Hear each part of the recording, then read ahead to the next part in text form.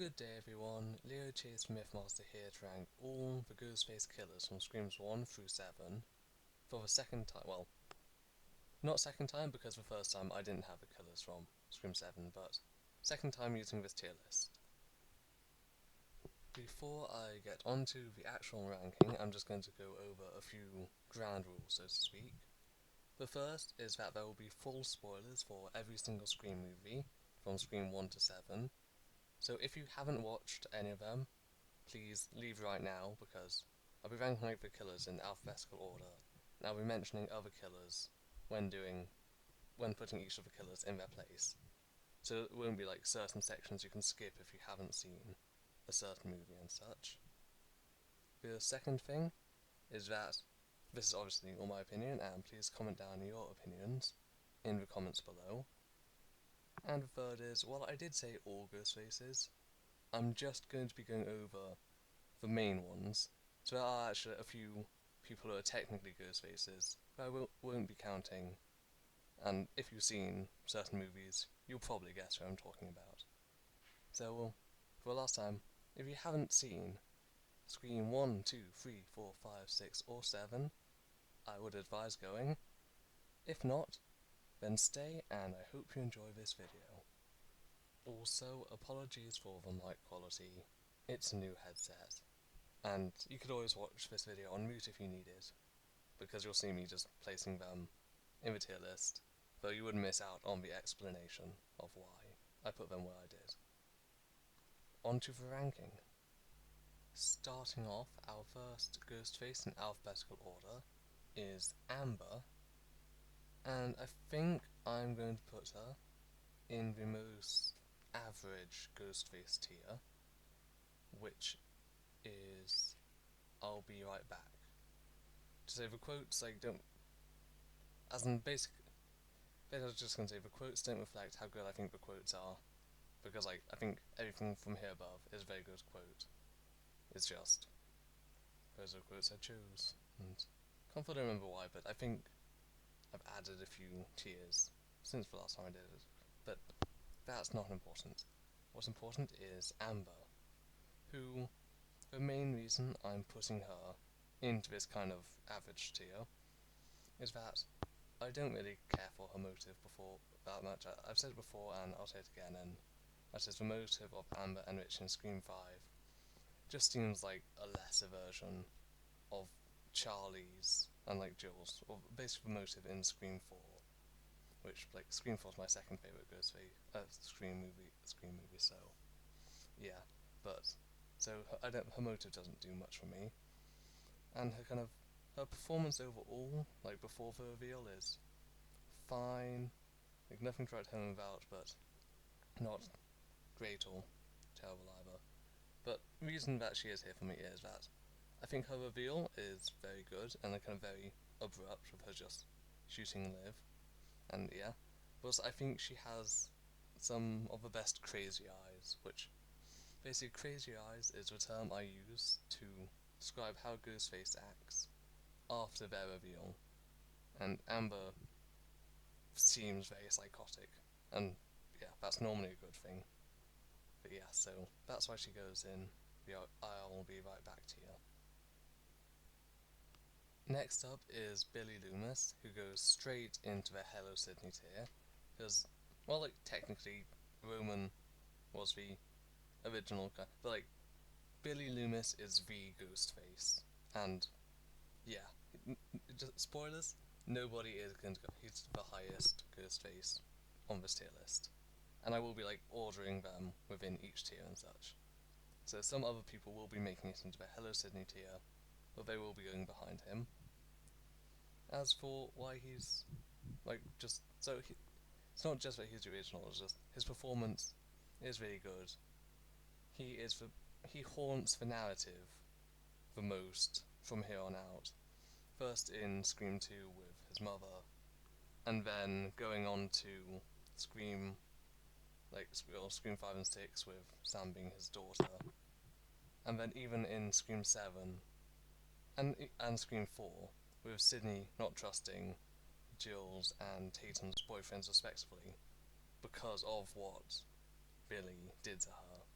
And like, just kind of the Sydney's character development across the series is just amazing, and yeah, but Billy is kind of a driving force behind a lot of what happens.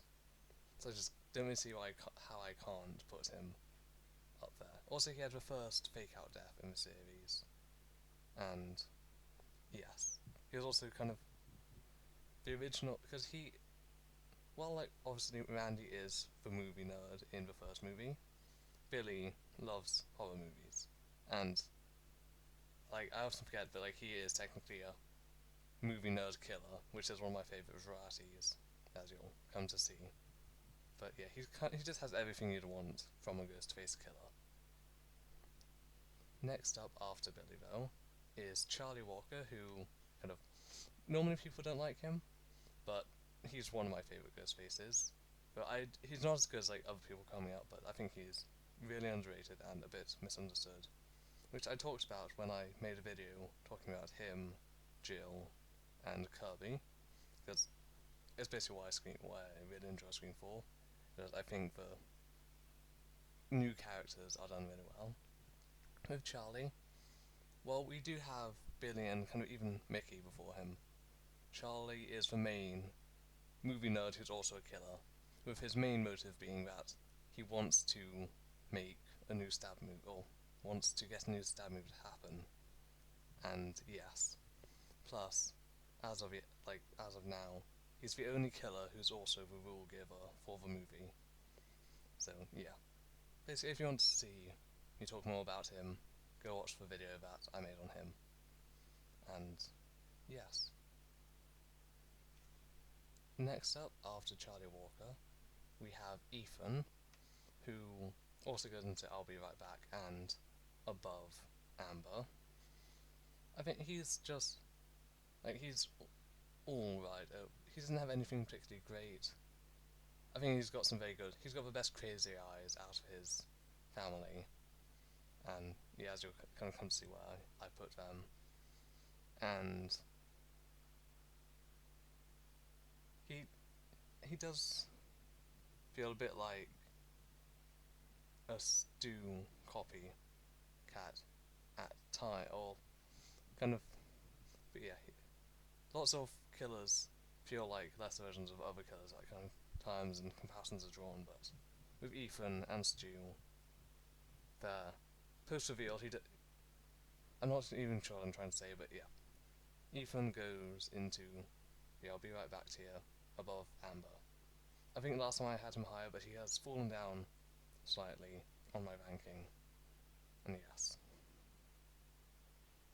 I've kind of just realised why I think Ethan feels a bit like a Lester, and it's because he has, if I'm correct here, this is basically his own version of the I've always had a thing for you, Sid line in relation to Tara. And kind of the amount of admissions of love post reveal are just kind of, so there's the, not of love, but like, there's the I've always had a thing for you, Sid in the first movie. Then there's both a Jill and Charlie thing, and then which is basically repeated with Amber and Richie, and then Ethan having his own I've always had a thing for you, Sid line with Tara. But yeah, that's just a pattern I kind of just noticed. And with Charlie, when I say he's misunderstood, I didn't mean he should be pitied or anything, because like he is definitely a psycho. But I think some of his moments with Kirby are really good, and he's more nuanced than he seems. And I don't think Jill is his driving force, as many people believe that she is, so to speak. But yes, moving on. Next up is our first representative from Scream 7, and that is Jessica, who is, yep, there she goes, who, in my opinion, is a great example of a bad character with a great performance. And kind of like, she is there enough in the movie to warrant being a killer, and she was on my suspects list for most of the movie. I was sure it was going to be her and Lucas working together, and I thought that she might be Leslie Marker, but yeah, she wasn't. But she, again, she had great crazy eyes, and her performance at the end was great, and her being a mother also just tied into the mother-daughter relationship between Tatum and Sydney. Though I feel like Lucas could have been, her killing Lucas felt, yeah, basically I'm not, I think she should have been the killer with Lucas, and because we have never had a mother-child pairing, because obviously we'd had like Mrs. Loomis and Billy Loomis, but obviously they weren't working together. And then we also had like Wayne Bailey and then his two kids, but yeah, I think it would have been cool to have Jessica and Lucas working together. But yes, Anna Camp did a great performance, great crazy eyes, great post-reveal acting, and but just lackluster writing. She has originally when cause I first worked on this or planned to do this tier list soon after watching Scream 7 back in February, and originally I was gonna put her in one of the last two tiers, but she's kind of in retrospect she's moved up since then for me, but due to just bad writing, or not bad writing, but just not that good writing, I can't put her any higher. Also, just to acknowledge, yes, this and the Who Killed Who video I originally planned to make them back in March time after watching Scream 7, but then I just never got round to it, and I wasn't, the Who Killed Who video is really nearly ready, and I was planning to make this afterwards, but I just kind of felt like doing this on a spur of the moment, hence why this is coming out before the Who Killed Who video / kill count video. But you should be able to expect that sometime in the next few weeks, as I'm pretty sure I'll decide to release this before it. But yes. Also, if you're enjoying this video so far, consider liking, subscribing, and commenting your favourite and least favourite Ghostface down in the comments below. Even if you don't subscribe, I would recommend checking out my Scream playlist, as I have a whole host of videos talking and looking at the Scream franchise, which I hope you can enjoy.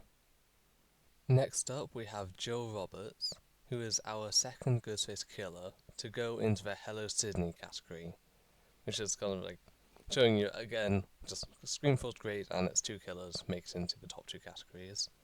But it's not the only movie to do this, as you can probably guess what the other one is. But Jill is somebody who I think gets more interesting on rewatch, because on the first watch, I think all of the Scream movies are rewatchable. But yeah, I think they're some of the most rewatchable films out there, because you can just notice new details each time. But with Jill, on the first watch, she is presented as the protagonist, which that doesn't happen with any other Ghostfaces. But it means that on rewatch, you notice things such as her not. I think it's kind of when everyone else is finding out about Jenny and I think when it was Jenny and Marnie's deaths, she doesn't pull out her phone or something, but and yeah, it just there's lots of small details like that which make it really good. Plus, just the her motive is one of the best as well, because of how impersonal it is.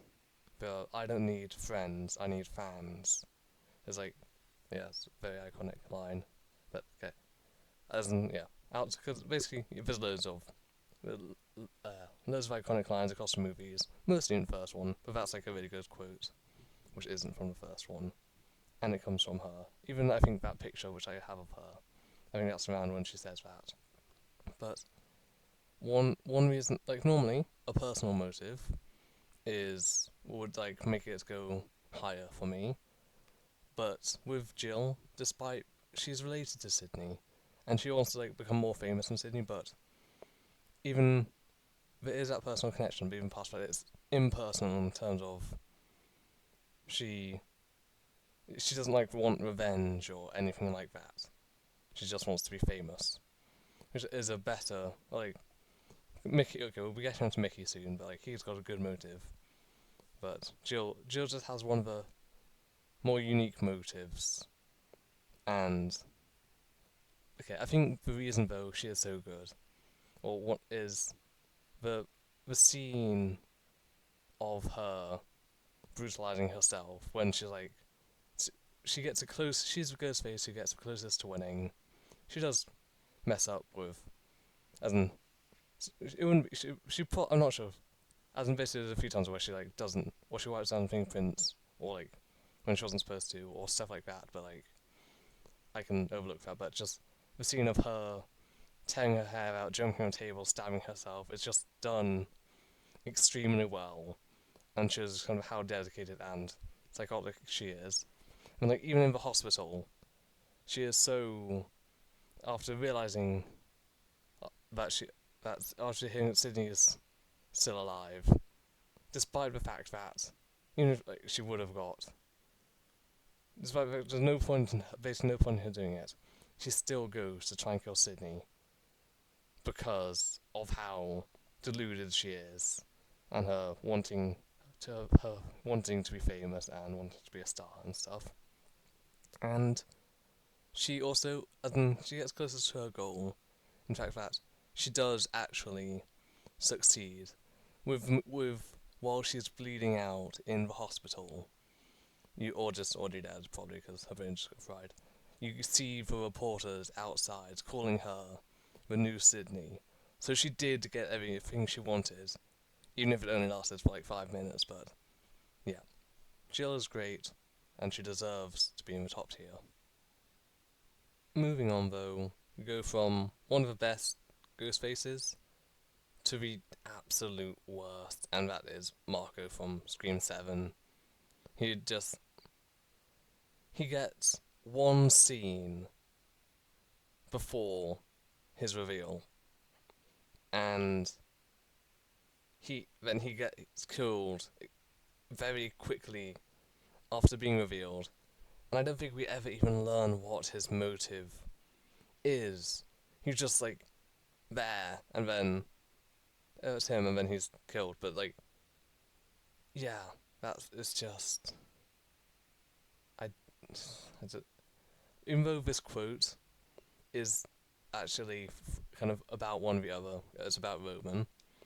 It fits him really well, just because I wouldn't be surprised if people, when watching a movie, when he took off his mask, didn't know who he was. Like I didn't when Roman took off his mask, but he's just like yeah, like Jessica, who was really badly written, but he didn't have.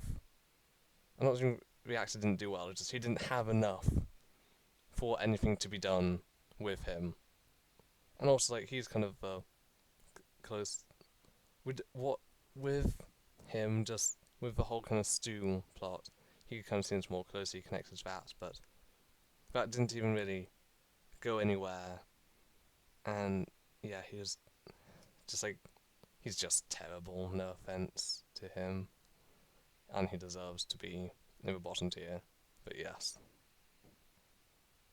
Next up, though, we have Mickey Altieri, who goes into the what's your favourite scary movie tier. And kind of like, if Amber is kind of an example, if the tier below is kind of the okay ghost, like an average ghost face, I'd say this is kind of a tier for a good ghost face. And then like, very good, great. And then like kind of bad, very bad, terrible. Or yeah. And just Mickey, he has, he's very psychotic, but doesn't really have. He does have crazy eyes, but not in the same way as like other people do. But he's a constant character throughout the movie, and he has like so he's technically he's kind of a movie nerd killer in terms of he's in film class, but like not in the same way that Charlie is. Kind of similar level to Billy in a way that we know he likes movies, but that's not tied to his motive in the same way. He's got kind of similar motive to Jill in terms of wanting fame, but yeah.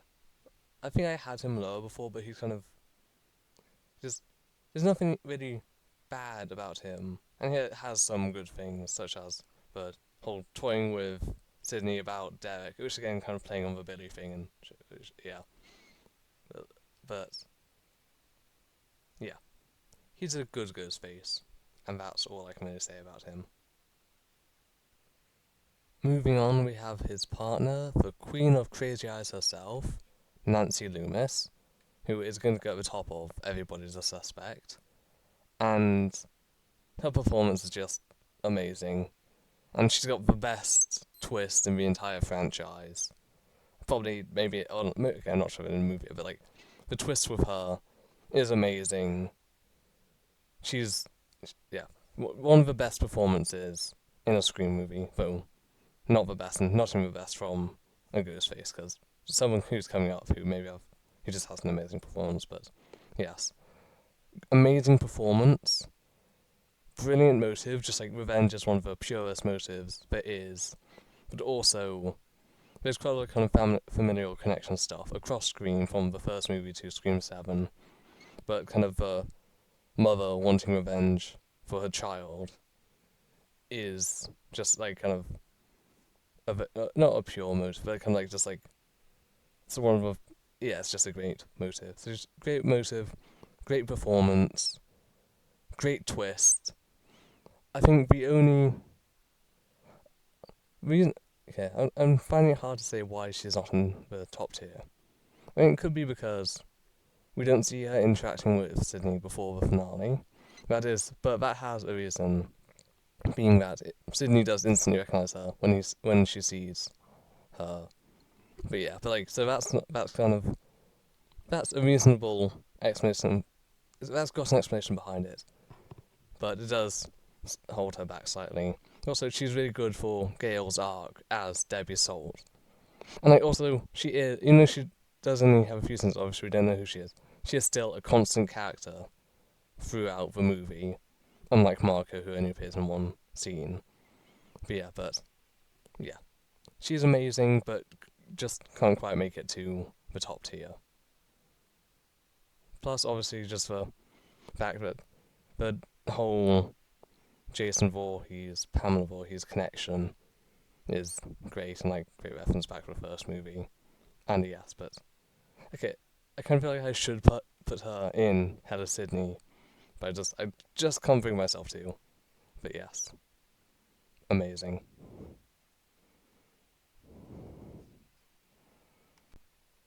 Also, I'm just kind of realizing this, like the last ranking I did, even though it was only for like two less Ghost Faces, it was finished at 14 minutes, and this is around 20 minutes long, and we're yeah not we're not well we're kind of near the end, but we still have 5 people left to do. But yes, also whenever I say but yes, that's probably when I just end sentences like that a lot. I was about to say it again, but I won't. But I probably will later.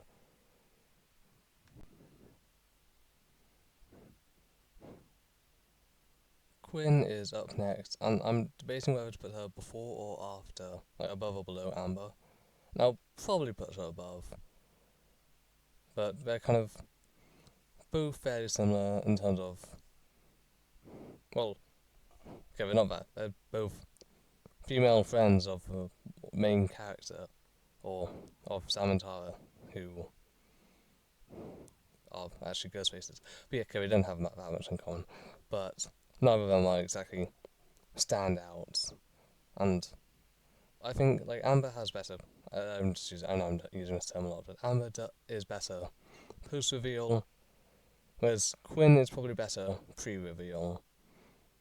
I think Quinn is less obvious as a ghost face because she does have her fake out of death, but I think Amber felt with both of them, I guessed too that they were ghost faces and stuff, but I think Quinn is less obvious as a ghost face and is probably more of a surprise reveal given the fake out death and such.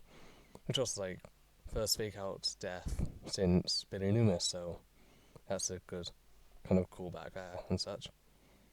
But yeah, and she's just kind of both her and Ethan are solid characters, and yeah, she's in the middle tier. I don't have much to say about her. She's an okay Ghostface.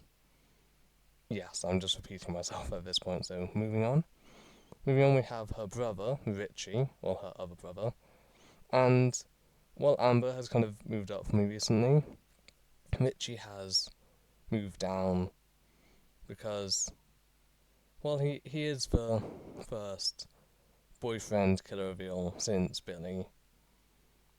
He, I'm not a fan of kind of the performance post reveal. I don't think he has good crazy eyes, so to speak. But yes, at least not in comparison to Amber, who is one of the best crazy eyes people.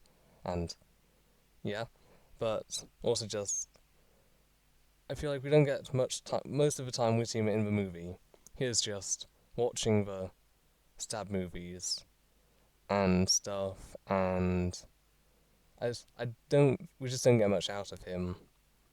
And also, I've already said I'm not a fan of his and Amber's motive.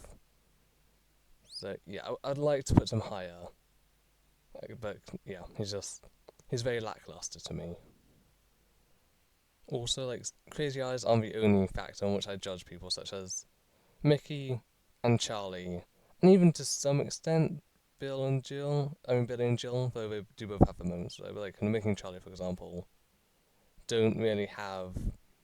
They're a bit calmer and stuff post reveal, but they do have like some moments, such as Charlie on reveal is a bit like very kind of psychotic and stuff.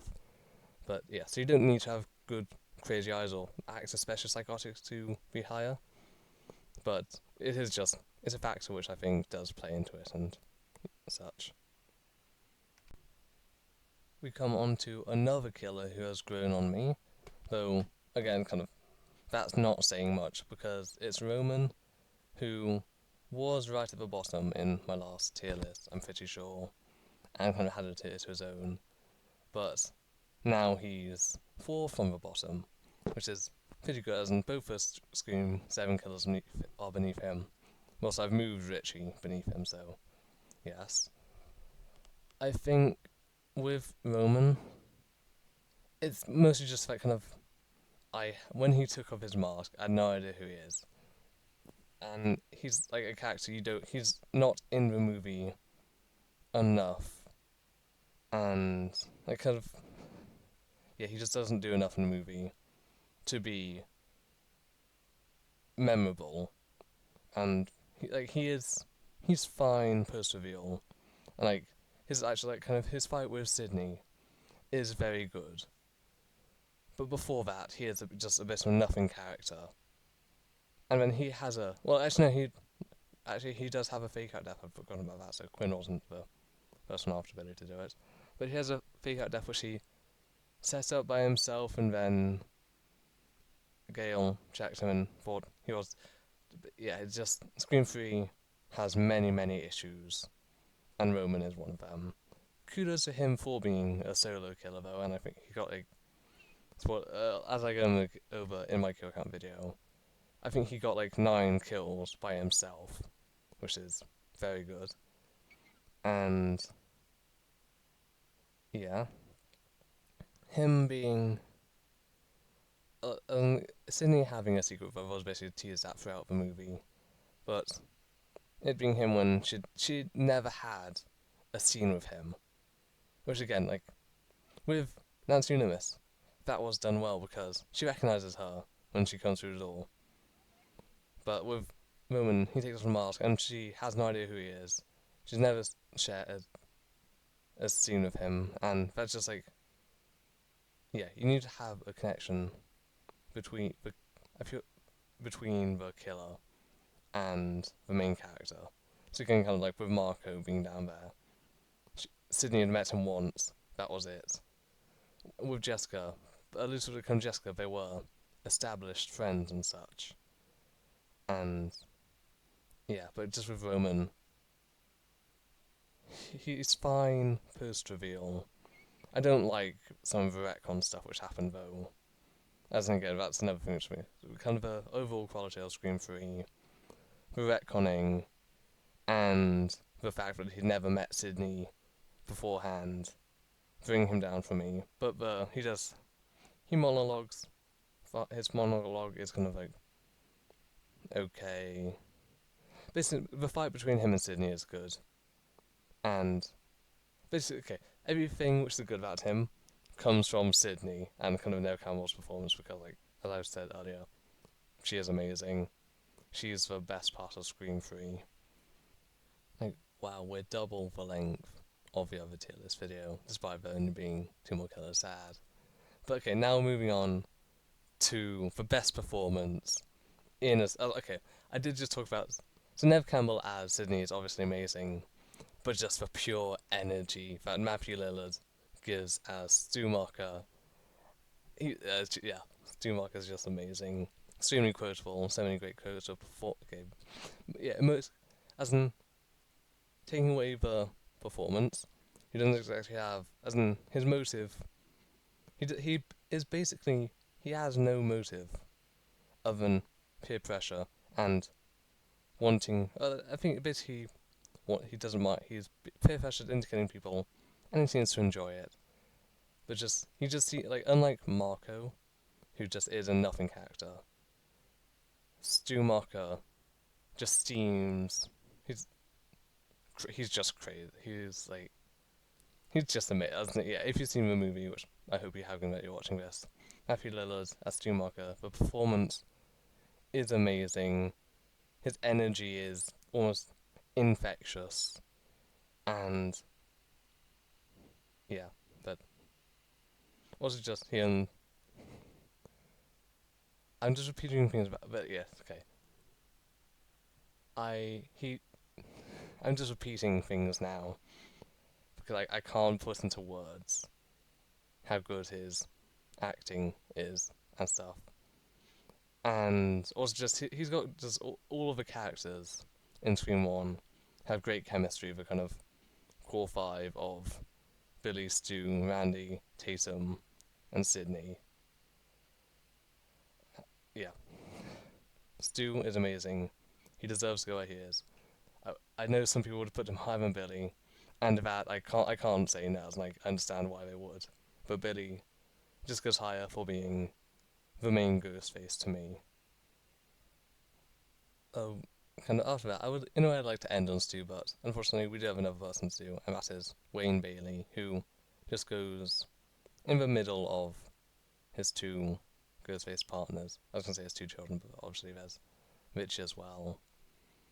He is a constant presence throughout the movie. Revenge is a good motive. It's just done much better by Nancy Loomis. Like, so good motive, bad as in Scream 6 is one where kind of with the plot, if you dig into it, it kind of things make less sense, such as in with GL I mentioned the whole thing Vince thing, but that's even more applicable with Wayne Bailey and such, and kind of their plan with having Sam kill Tara just doesn't make much sense, because why would she do that when you're just going to kill them anyway and such? But yeah, and he's just a kind of like with both of his children. I don't have much to say about him. He was just an okay character, and okay pre-reveal, fine post-reveal. But he did have that stupid moment where him and Sam are running at each other when he had a gun and she had a knife, and he just didn't shoot her for whatever reason. And he, yeah, he's fine. Not much to say about him. Again, as with quite a few of the others, I'm repeating myself, which is maybe why this has gotten so long, because this been basically this has just been an unscripted video, hence all the but yes and the repeating myself. But on to the outro. So on screen you can see my ranking of all of the Ghostfaces, all of the main Ghostfaces from Screams 1 through 7, from the best with Billy Loomis to the worst with Marco, whose surname I don't even know. As the other Ghostfaces which I didn't put on here are Carl, Greg, and Jason. Like, if I did put them on here, Carl would probably go kind of around Richie level, despite being less he's better than Marco, but like he's got nothing going for him. And probably like Jason, Greg, and Carl would all kind of go around Richie level because they're all kind of nothing burgers of characters. And yeah, but yes, This is my Ghostface ranking. I've mentioned Crazy Eyes loads. So kind of what to look out for on this channel. I've got my Scream kill count, Who Killed Who video coming out fairly soon. I'm going to do a few more. I've got my part 30 of my Marvel Rivals custom character series planned to make. I'm continuing doing stuff on my other channel, but I've slowed that down a bit. Yeah, I'm kind of rambling now and don't have much to say, so I'm just going to go for my normal outro of remember, God loves you, have a good day, and ta-ta.